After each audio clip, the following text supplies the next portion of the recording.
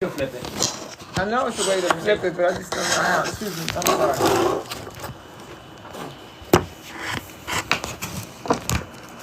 So y'all can hear me. Yes. Yes. Oh, you went live. You going live, right? Yeah. Oh, you can't flip it live. Oh, you can't? No, you gotta do it this way. You won't be able to see it. Oh, see, I wanted to be able to do what she was doing. Yeah, you won't be able to flip it. Do that. Oh yeah, I got it. I got it. I got it. I got it. There you go. Y'all ready? Right. Y'all ready? I just ain't sure. Just go to rotate. Y'all ready? Yeah. Yeah. Hello, everybody.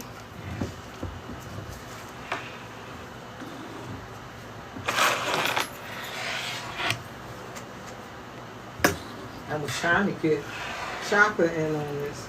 Hello. Yeah, I'll do it. Low power mode. Okay. All right, y'all. All right. So that's Tyra. You already know.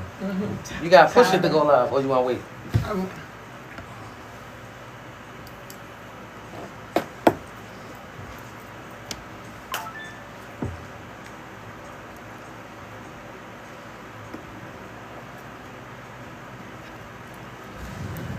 Hello, hello, hello, hello, and welcome to Jumpin' 215 Rolling Uncut with Chalk. Today is Tuesday, and we have somebody very, very, very special in the building today. But before we start, y'all, I would like to let everybody know that I got some good news and I got some bad news. The good news, well, it's all good news, but the good news is that everybody been asking Rolling Uncut with Chalk how come they don't really get a chance to see us. They only get a chance to hear us. And sometimes I make sure that I put stuff up on internet, YouTube, and stuff so y'all be able to see certain things. But shout out to Black Jumping 215. He made some calls and he's going to make sure sooner than later that he's going to make sure that everybody be able to see us. So for the people that's listening, I would like to say thank you for tuning in, especially the ones that started from day one. We are from Philadelphia, Pennsylvania, and I just want everybody to know that all these stories and everything is real, very, very real, very real. So I would like to let everybody know that we love you. We love the fact that y'all tune in all the time, because some people always ask me, well, Chop, how come we don't see you? I'll be like, because you have to make sure that you tune in from the App Store, not YouTube, not TikTok, not Instagram, from an App Store, Jumping 215. So I have the co-host in the building today, which is T Hunt. How you doing? Hey, everyone. I'm good. How are y'all? You good? Yeah, I'm good. Okay. The next person we have in the building today is our special guest, which is Karen. How you doing, Karen? I'm good. How about you? Karen, tell us where you from, Karen. Okay, I'm the founder and CEO of the George O. Cannon House of Hope. And we are a nonprofit organization with a mission to improve the quality of life for at-risk youth in the inner city of Philadelphia and surrounding counties, with emphasis placed on education, social skills. At-risk youth in the inner city of Philadelphia and surrounding counties, with emphasis placed on education, social skills.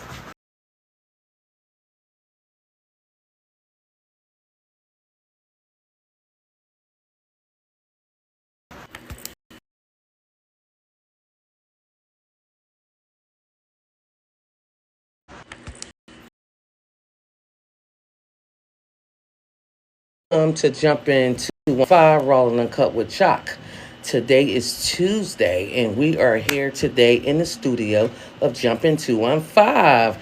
I would like to say hello to everyone that's tuning in. We are here today in the studio of Jumping 215. I would like to say hello to everyone that's tuning in.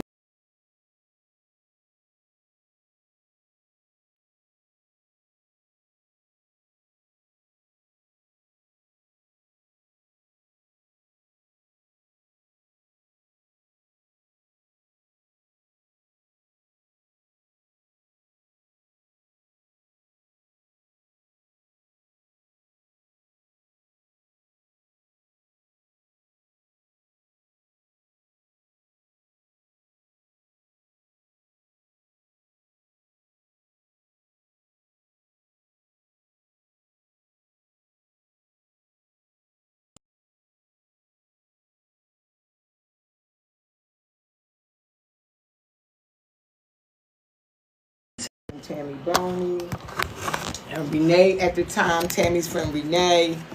We all sat down and I told them what kind of programs I wanted to offer the youth. Some programs that my children weren't able to take advantage of at the time. Like they had programs, but you had to have money for programs. When I was bringing my children up, I was on welfare. Okay, so I didn't have funds to enroll my children into programs. And I know that as I was coming up as a child, I know my parents did the best that they could, which they didn't do bad. Okay, I was brought up in a two-parent household with my mother and my father. And my mother was a Christian woman. My dad, he worked and he took care of his family. But because I believe I was sheltered so much, my mother wouldn't allow us to do anything. When I became of age, I got buck wild. Yes, and was out in the streets doing all kinds of stuff. And wound up being exposed to, I think I wound up being exposed to freebasing like at 19. Yeah, because I started snorting coke. And Karen's from right uptown, after y'all. high school. Where you from? Yeah, uptown.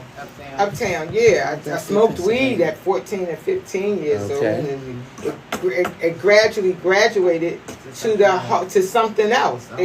Yes, the hard drugs. Exactly. I was out there selling drugs, snorting coke, and I was always involved with the drug boys. And so when I started having children, that was the lifestyle that I lived. Yeah. So your children seen a lot of it. Yes, they did. Especially my son. My son was the oldest. And let me just say this one thing. This is Rolling Uncut with Chalk talking.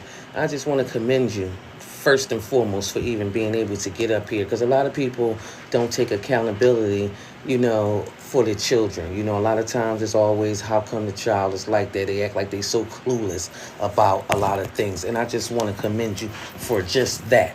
It's always, how come the child is like that? They act like they so clueless about a lot of things. And I just want to commend you for just that. Commend you for just that,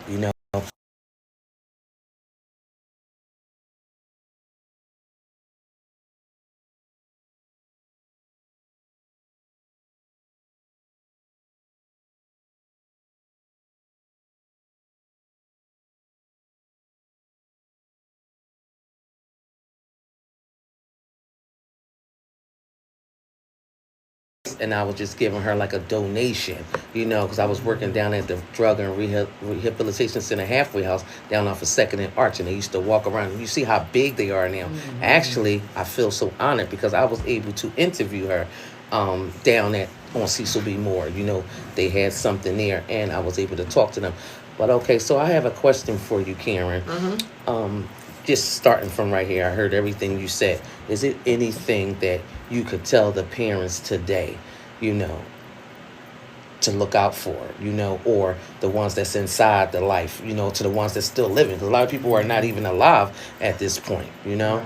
So is there anything you can tell the people out here that's dealing with these young teens now? And also, I would like to congratulate you, our whole team, for actually starting a nonprofit organization and stuff. A lot of times, people be ashamed, should I say, to even tell a story. Tell the story. So is there anything that you would tell a parent today that's out here in the world, how important it is to make sure you be mindful what you do around the children? Yes. Get your stuff together for the sake of your children. Because your children, they mimic what they see, and they repeat what they hear. And yes, they mimic what they see, and they repeat what they hear. So for the parents that's out here getting high and you still have custody of your children, get your stuff together for the sake of your kids, so you don't have to experience what I experienced. Because it's such a hard pill to swallow to have to bury your child. It really is, especially when you own up to being responsible for how he was how he or she is acting. And And, how they and conduct like I'll themselves. give you an example. Let me just say this for one thing, and this is Rolling and Cut with Chalk. And a lot of times, for people who don't know what Rolling and Cut means, when I first started this podcast, Rolling and Cut with Chalk, it was just basically for people to hear certain things that they feel that is unheard of or not normalized. You know, I see people all the time smoking weed with the kids, smoking cigarettes and stuff. And a lot of times when these kids come out, you know what they say? What is wrong with them? We hear that a lot, don't we? Yeah. What is wrong with them? Sometimes I turn around and I look and say to myself like, you smoking weed? You smoking weed? I ain't gonna lie, I smoked weed with my children before. And guess what? To me, they great. They smart. You understand? I feel like nothing happened to them. You understand? Like defects and stuff, that's what happens. You know, the child don't grow like it's supposed to grow. And a lot of times, instead of us being honest with each other and with people, be honest, like, baby, you know what? You maybe need to go take your child to get checked out. You was smoking weed with the baby. Like, people don't even know what's in cigarettes at this point. Rat poison. And people look at like, what's going on? Now me, as smoking weed, I'm going to be honest. I started smoking weed because of my mom. And I started young. I started like 13. And I didn't realize how young I was until my baby father was like, you was grown growing up. You was fast. And I'm looking at him. He. I'm laughing. I'm like, wait a minute. He's serious. Yeah. Like, he's serious. Like, wait a minute. I never thought about it. Then I ran into my other friend that I deal with. He said to me, yeah, you was grown. I'm like, what do you mean I was grown? He told me, you was in the club at 19 because I was 21. I'm like, Yeah, well, I think we all were in the club at 19. 19 we were here. Yes. only thing you had to have back then was a big butt. a little frame. I'm just being honest. I hung out with one of my girlfriends, Mimi. She was always older than us. Okay. And even though she was smaller than us, she was the oldest one. We pushed her up front. We knew she had ID. And they see her ID, see she was over 21, and that Everybody paved else the path was for there. us, for the rest of us to just go in and get And that's on how it was with me. Yeah. Now, me personally, I always had older girlfriends, and we used to get in. But the ones that wasn't old enough, being honest, they used to make them pay $20. I ain't gonna lie, I used to make them $20. Shout out to Lamar's back in the day. Y'all made my girlfriends pay $20. They used to look at me. I'm like, you're paying or you're not? Because I'm going in, baby. I ain't sitting out here waiting for you. I done showed you the roast, now let's go. But, you know, at the end of the day, I don't know if that was a good thing or was it a bad thing. Because, like Karen said, we have to be mindful about what our children see. I remember my son used to wait for me. I used to tell him, I'm going to the store. He'd come back, I come back. He'd be like, Mom, that was a long store. He was a kid, but he knew that I took long to go out, a long have fun. time to go to the store and come back. Long time to go to the store. So I got a question for Karen. So Karen said that a message that she said for the parents is get yourself together. What does that look like, and what does that entail, right? Because it can be kind of perceived in positive way where it's like, what does that generally looks like? You know, going to the clubs or teaching the kids to tell them to do their homework. You know, so is it being strict on the kids, or like what does that mean? What does it look like from a parent's perspective? Yeah, what tools did you use? Okay, so I'm gonna just tell you about my journey. When I was out in the streets getting high and was supposed to be home taking care of my children, it came a point in time in my life where I decided, you know what? Because after the police ran up in my house and took me out in handcuffs because I had drugs in the house, I decided, you know what? I need to get my life in order because I can't raise my children from Muncie. I can't. I can't raise my children from Muncie, and it would be a burden on my parents and my sister to have to take care of my two babies. So, of course, you know, I stopped getting high. I decided I'm going to stop selling drugs. And I decided I needed to go find me a job that was going to sustain my children and myself. Mm-hmm. That's going to pay enough money to sustain my children and myself. Mm-hmm. And so that's when I started working and feeling my way around, trying to find my niche. Mm-hmm. And I applied for 2 jobs. I started looking for the jobs that's gonna pay some money because I didn't have I didn't finish college, so I knew I need to go find me a blue collar job, which meant I need to go work for the post office, get my driver's license. I could try to work for SEPTA or be a correctional officer. Okay. I failed the post office test, so I said, okay, let me go see if I can apply for to become a correctional officer. But by now I had my driver's license. Okay. Okay, and I applied for SEPTA. Both jobs came through at the same time, but I took the SEPTA job. Okay. Yes. And I worked for SEPTA. That job helped me get my daughter through college.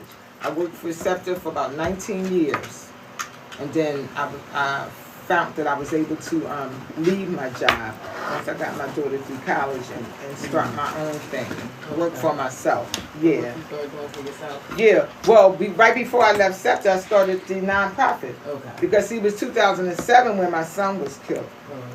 And I think we got our 501c3, Tony, in 2015. 2015. Yeah, and then by 2017, after we got some programs together, we started providing services for the youth in the community. And then I reached out to Carson Valley, and we started providing service for the youth at Carson Valley. And then from there, we just started growing. I decided I wanted to go and work with the youth in the neighborhood which my son grew up in, and which I raised my children, which is over there by 21st and Church Lane. Okay. Yeah, I lived on 21st Street. So my son always played at Belfield Recreation Center. And so I decided I wanted to go to Belfield Recreation Center, learn about the different things and activities they were doing there, and see where I could fit in at. And so from there on, we just started providing services at Belfield Recreation Center. Then I was invited to sit on the board of Belfield Advisory Council. Oh, wow. And so we do a lot of different activities at Belfield Recreation Center for the youth, for the parents, for the seniors. Yeah. And how old were your son again? How old? My son was 20 when he was killed. 20. 20 years old. 20. I mean, how did everything go with that? You know, the whole situation. 'Cause you know, a lot of these kids, you know, things happen. It'd be cold cases. Yeah, well, the gentleman that killed my son, they found him. He shot my son and he shot the boys in the head while they was driving down the street. Yeah. Shot my son and robbed him. Right. So, one of the other young men, other young man, William, that was shot in the head, he lived and my son died. But he was able to tell who was in the car with him. But because William had been shot in the head, the statement that he gave to the detectives, William placed himself in the back seat and placed the guy in the front. But we know that was vice versa. Right. And the guy beat the case.